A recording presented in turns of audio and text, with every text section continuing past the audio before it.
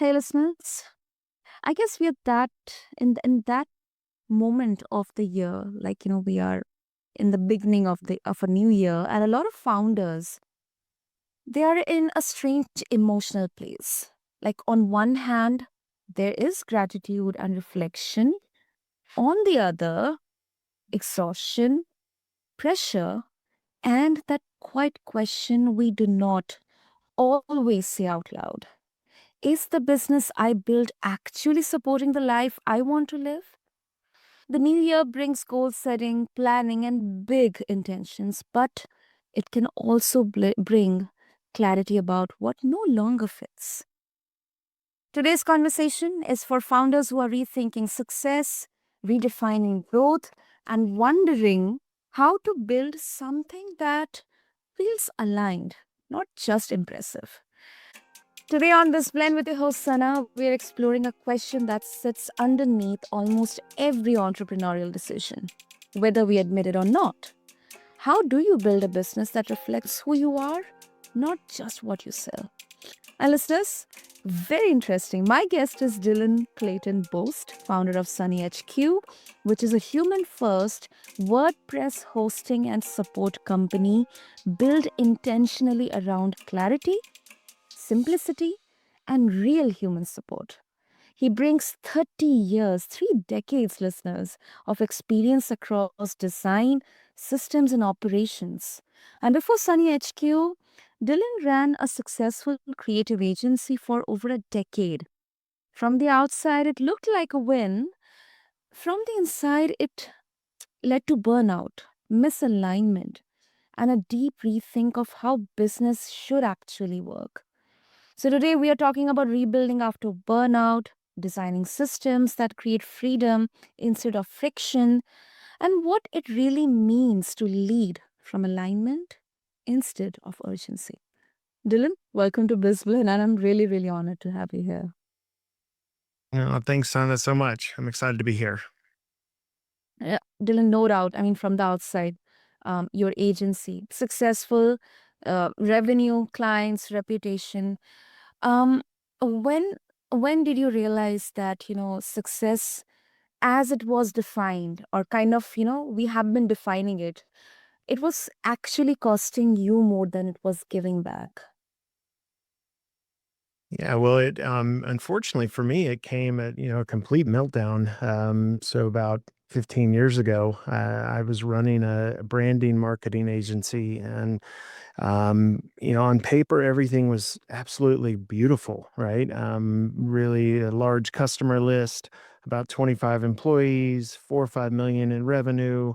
The big car, the house, the second house, all the things. And what I didn't realize is that I'd set myself in motion really years before that in this pursuit of this quote success, right? And defining that only really one dimensionally, and what success is more. And I think that's a trapping that we all fall into, and looking to the outside to provide us with this feedback that we're winning awards, great, check, right? We've got the house, we've got the car, we've got the revenue, check.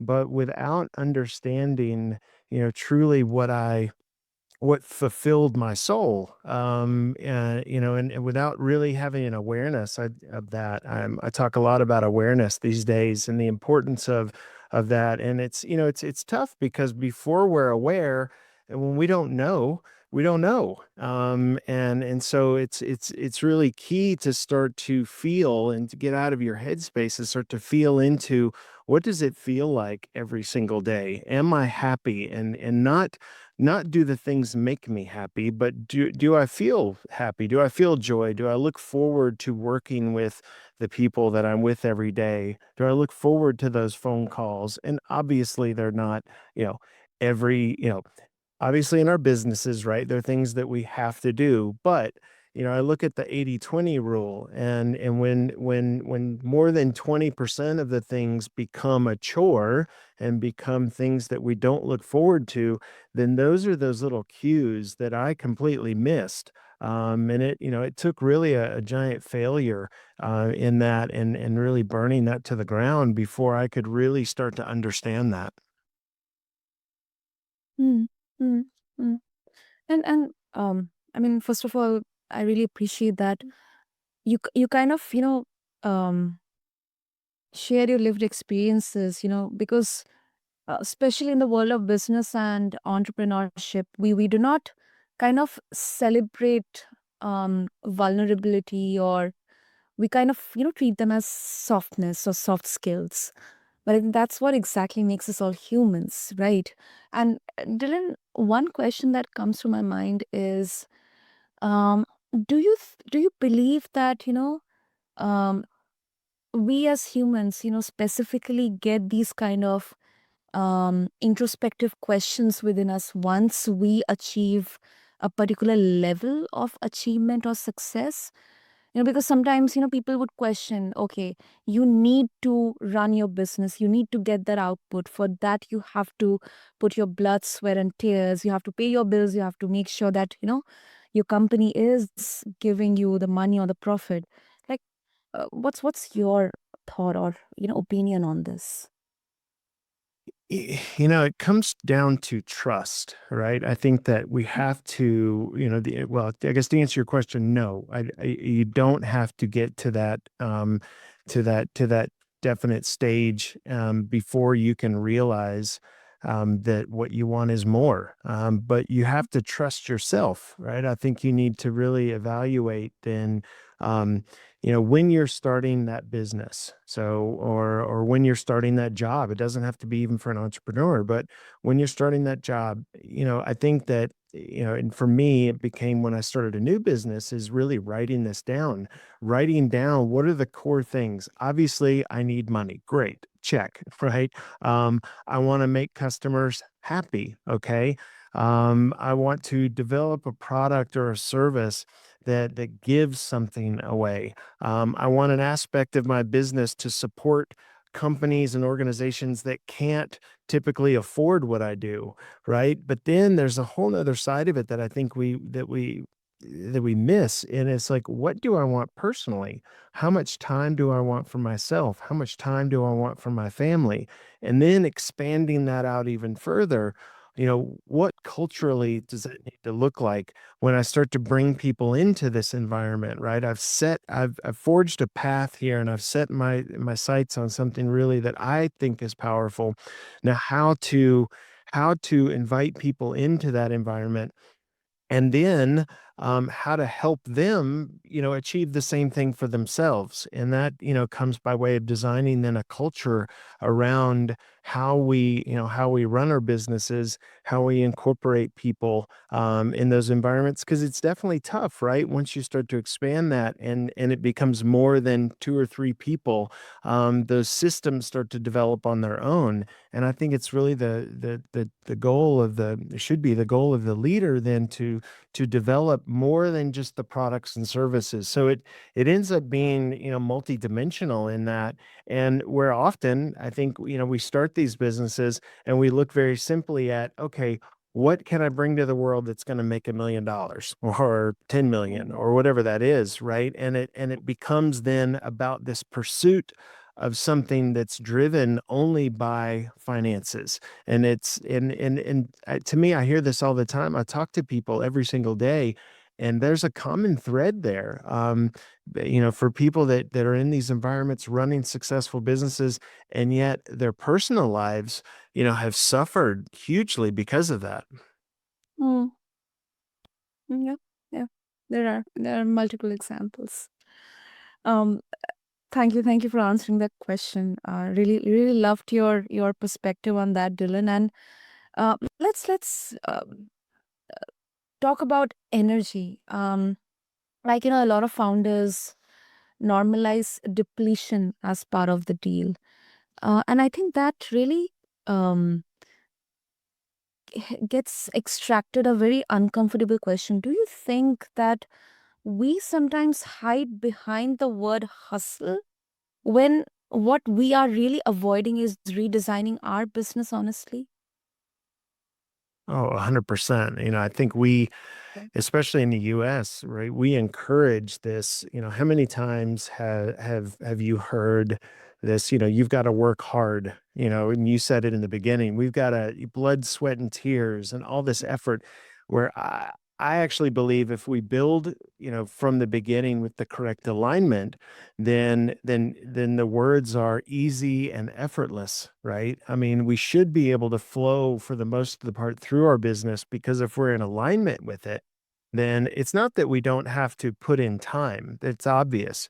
But this idea of working hard to me is I would rather, for instance, I would rather the people that work for me work smart. I would rather design a system where the employees, even though they're 40 hours a week, that they only, if you were to really measure the effort that they put in, that it was 20 hours, because it's that extra time that they have that one gives them fulfillment, usually helps them to innovate, right? And then we're not chasing, right? We're not simply chasing. Oh, I've got this long list of things that need to be accomplished. Well, if I'm just looking at the list and accomplishing those things, then most likely I'm not doing them the best that I possibly can, because it simply is I fall into this trap even now, right? In fact, today I was looking at what I have to do, and I started to rush through what I was working on because I was thinking about the next thing.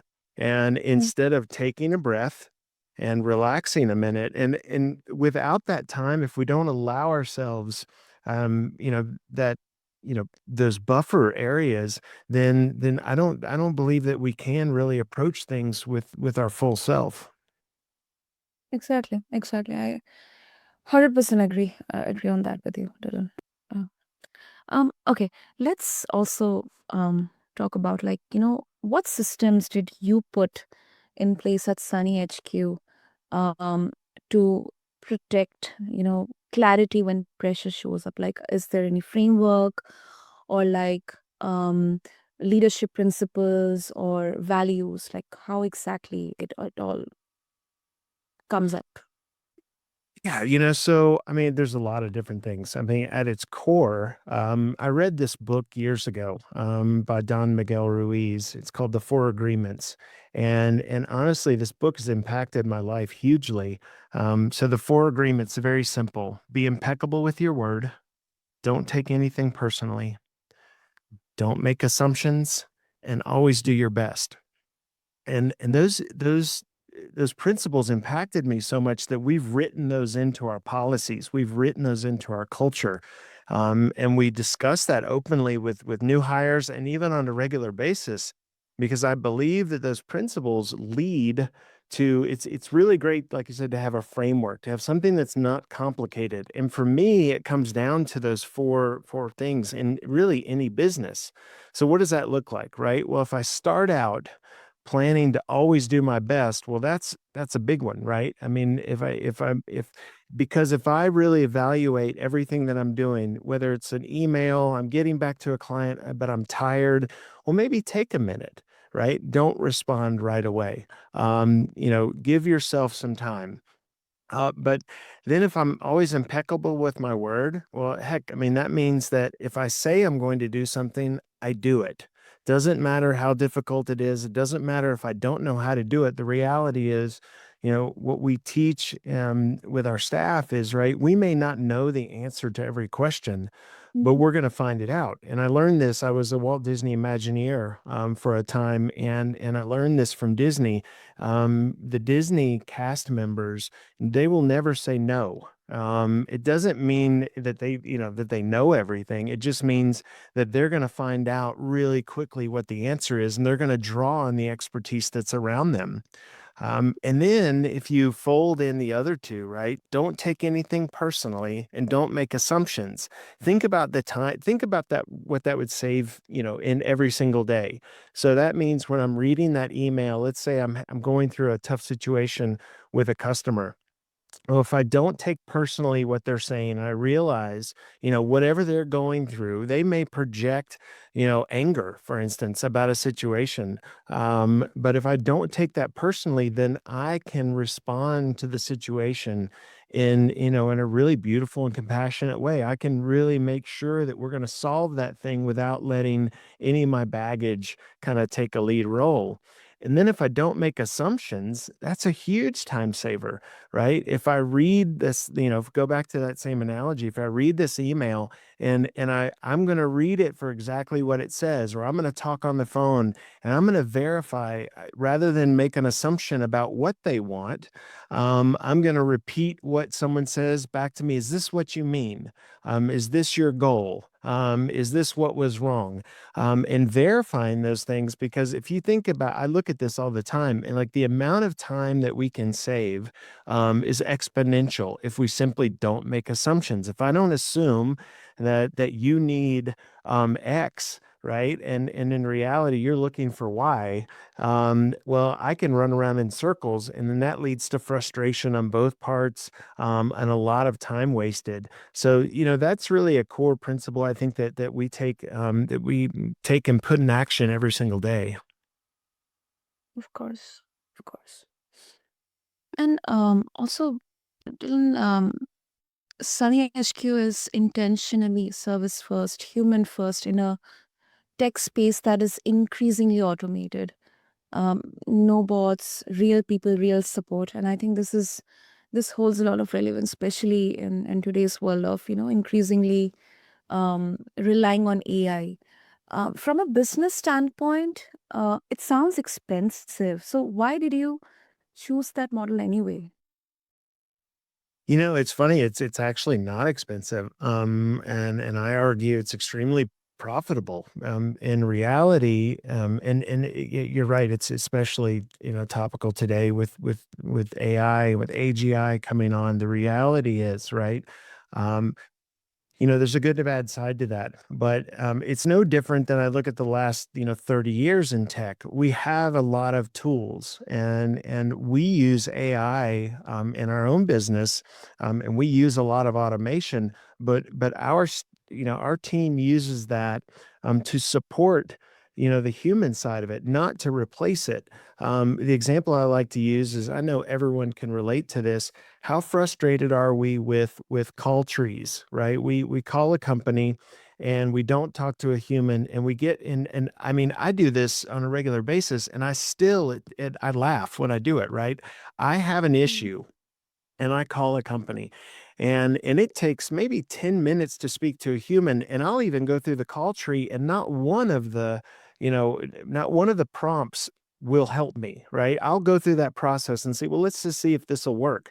And in reality, it shocks me, because it's almost it's not impossible, but it seems so far-fetched that we're going to program this system to account for every situation. And obviously, automation can help certain things if someone's looking for an address or some simple answer. But for the most part, I look at, websites and online delivery of information means that we've really taken, for the most part, a lot of, the heavy load off of that. So when people pick up the phone to call, they really want to talk to a human. And what we've looked at in our own business is we created auto. So we've created a solid platform that really, for when I first did it, I mean, it changed overnight from support, let's say support calls and support submissions to around 50 a day to around 4 a day or 5 a day.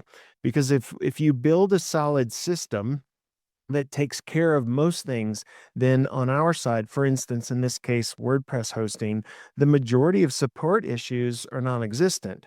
So, but when someone does have a need, right, when they have something that they need to change on their website or some problem they can't figure out, you know, they want to connect with a human being. And so that's what we've done. We've put WordPress experts at the forefront. You connect with us. You don't connect with an account person or a project coordinator. You connect with this person who does the work. Now they have, our WordPress experts have a great tool set so that they can solve all these issues really, really fast. And I think a lot of companies get this wrong. They're like, well, let's remove the humans completely and let's try to make these systems do everything. You know what? Mm. Maybe at some point that can happen, but in my experience, it can't yet. And so all that does is lead to more frustration because you know, it makes then the end user, it makes our customer then have to go do the work when what we're selling them is a premium service. We're selling them, hey, you focus on your business. We'll take care of this. So we don't want them searching through frequently asked questions and online articles and or even asking really great AI bots how to solve this problem when we know if they ask us the question. Right now, our support staff, we can answer these questions and fix these things in 5 minutes, 10 minutes, an hour tops. And we recognize that's saving a customer 2 or 3 hours of time and frustration. So it's really, I think what we've seen is just the opposite. We're able to handle much more with actually less, but we still have people in the forefront. Mm. Mm. That is very, very interesting. I think these challenges are very dominant narrative in tech, that growth means removing humans. Um, and Also, you connect wellness, clarity, and leadership in a way that a lot of business, conversations would avoid. How does your internal state affect the way you lead and make decisions day to day, Dylan? Well, it's huge. I mean, I think that I run. We look at the word calm as a really taking a key role in our business. I look at this environment right where, let's say when it comes right down to it, right, we're hosting customers' websites, and these websites are running their businesses, they're selling their products, they're selling their services, they're marketing them. So what can easily happen, right, is usually if anything goes wrong, tensions are high. All right. I'm not selling product. I'm not making money. And so by not just me maintaining a very calm demeanor, but in really teaching that to our staff, it's like, look, first take a deep breath. When that request comes in, we want to manage it quickly, but we don't want to manage it quickly over managing it correctly. And we don't want to get, so ahead of ourselves because too in our business, and I think this happens in a lot of businesses, if we jump directly in very quickly, 9 times out of 10, we might take the wrong path because, again, I'm going to use some of our 4 agreements. We're assuming we know exactly what's going on. When Mhm. most of the time, in my experience, if we take 1 step back or 2 steps back and start to evaluate things outside even the question, then we can start to really diagnose what the issue is. And so, and then leading with this calm, aspect, right? So when we handle emails, we take, or even on the phone, we take very, a lot of care in responding in a way that's compassionate to the situation. And I think that's very different in the marketplace. At least it is for me. Before in the 'cause inception of Sunny HQ, before I was you know, before I was the support person, before I was even the branding marketing person, in my previous company, I was that company looking for a service like mine. And what I remember, and I've still seen this today, is that when I ask these questions, I enter into this environment that's extremely technical. And I mean, if you think about it, right? All of the businesses that we host, they're not website hosting companies. They're not, even when they're technology companies, their core Mhm. is to do something else. They're using so let's say we're hosting a company for Studio 41 that sells building materials and things, right? Yes, the Mhm. website is a core piece of their business, but their business is selling these products. So they don't know what we do. So they speak business, right? And when they're presented with highly technical answers, it gets really, really frustrating. And so we recognize that as a gap in the marketplace really quickly. And so when we talk to our customers, we talk to them just in their language. It's our job to understand what their problem is. They may just say, this page is broken, or I need this. It's our job not to push back and say, we need you to tell us exactly what you want. It's our job as critical thinkers, right? As smart people to really figure out what it is that needs to happen from that request. And so it really is an aspect of being calm. You know, to your point, I mean, it's like it's led by and moments of relaxation instead of heavy go go go go go and hustle. Yep. Yeah. Yeah. Yeah. I really love that take. Really love that take, Dylan. Ah, super, super. So before we wrap up, Dylan, I think our listeners, especially maybe potential founders, entrepreneurs, or those who are already managing small, medium businesses, if they would like to um, further explore, share their thoughts and opinions after this conversation, explore more about SunnyHQ, how they can connect with you. Yeah, they can just go to our website, sunnyhq.io, and go to sunnyhq.io/podcast. And we've got a free download. It's a really great, just a short PDF that will ask you some questions about your website and give you some hints on how you can, really make it better and optimize it. And of course, along with that, if you've got any questions, you can find me and you can find our staff there. We're happy to help. Super, super. Listeners, I'll make sure that I have all the links mentioned in the show notes. So just refer to them along with this episode on your favorite podcast platform. And, listeners, Dylan's story, it reminds us that building intentionally is not about doing less. It is about doing what actually matters with systems that support life, not consume it. So, if you're listening and questioning whether your business reflects who you are today, not who you were when you started, that discomfort, I believe it's an invitation. It's not a failure, listeners. And Dylan, thank you so much. Such a brilliant blend of honesty, clarity, and depth you brought here. Thank you. Thanks, Anna, so much. And to all the listeners, thank you for tuning into this episode of the BizBlend podcast. If you feel that you have found value through this conversation, do show your love by subscribing to us. Follow us for more such brilliant conversations with incredible guests like Dylan. And yeah, keep tuning to BizBlend. And this is your host, Sana, signing off. Thank you.